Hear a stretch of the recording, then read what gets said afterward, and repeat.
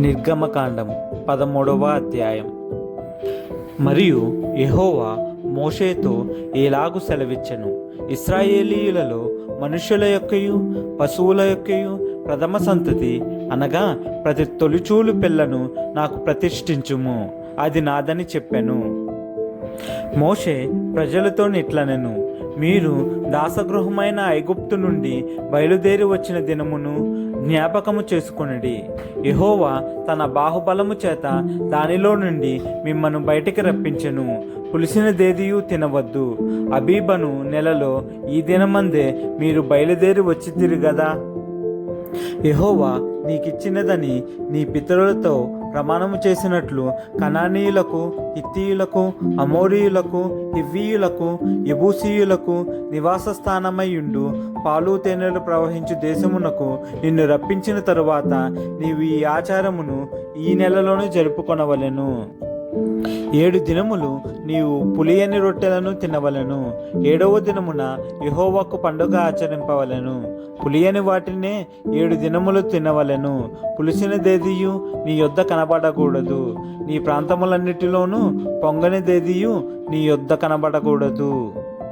మరియు ఆ దినమున నేను ఐగుప్తులో నుండి వచ్చినప్పుడు యెహోవా నాకు చేసిన దాని నిమిత్తము పొంగని రొట్టెలను తినుచున్నానని నీ కుమారునికి తెలియజెప్పవలెను.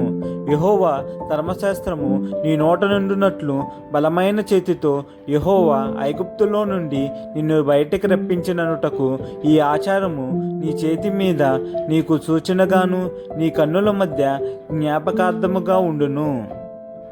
కాబట్టి ప్రతి సంవత్సరము ఈ కట్టడను దాని నియామక కాలమున ఆచరింపవలెను.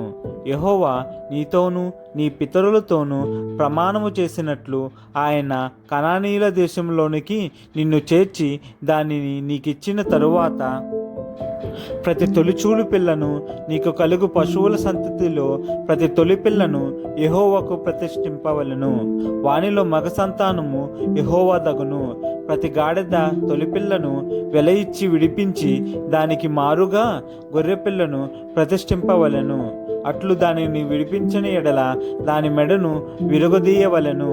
నీ కుమారులలో తొలిచూలి అయిన ప్రతి మగవానిని వెల ఇచ్చి విడిపింపవలెను. ఇక మీదట నీ కుమారుడు ఇది ఏమిటని నిన్ను అడుగునప్పుడు నీవు వాని చూచి బాహుబలము చేత యెహోవా దాసగృహమైన ఐగుప్తులో నుండి మనలను బయటికి రప్పించెను.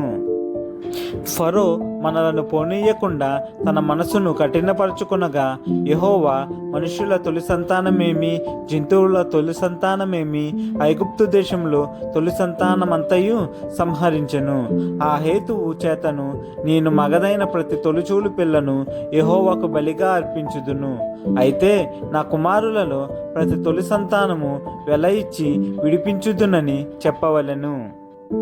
బాహుబలము చేత యెహోవా మనలను ఐగుప్తులో నుండి బయటికి రప్పించెను గనుక ఆ సంగతి నీ చేతి మీద సూచనగాను నీ కన్నుల మధ్య లలాట పత్రికగాను ఉండవలెను అని చెప్పాను. మరియు ఫరో ప్రజలను పోనీయగా దేవుడు ఈ ప్రజలు యుద్ధము చూచున్నప్పుడు వారు పశ్చాత్తాపపడి ఐగుప్తుకు తిరుగుదురేమో అనుకుని ఫిలిస్తీయుల దేశము సమీపమైనను ఆ మార్గమున వారిని నడిపింపలేదు. అయితే దేవుడు ప్రజలను చుట్టుదారియగు ఎర్ర సముద్రపు అరణ్య మార్గమున నడిపించెను. ఇశ్రాయేలీయులు యుద్ధ సన్నద్ధులై ఐగుప్తులో నుండి వచ్చిరి. మరియు మోషే యోసేపు ఎముకలను తీసుకొని వచ్చెను. అతడు దేవుడు నిశ్చయముగా దర్శనమిచ్చును. అప్పుడు మీరు నా ఎముకలను ఇక్కడ నుండి తీసుకొని పోవలెనని ఇశ్రాయేలీయుల చేత రూఢిగా ప్రమాణము చేయించుకొని ఉండెను.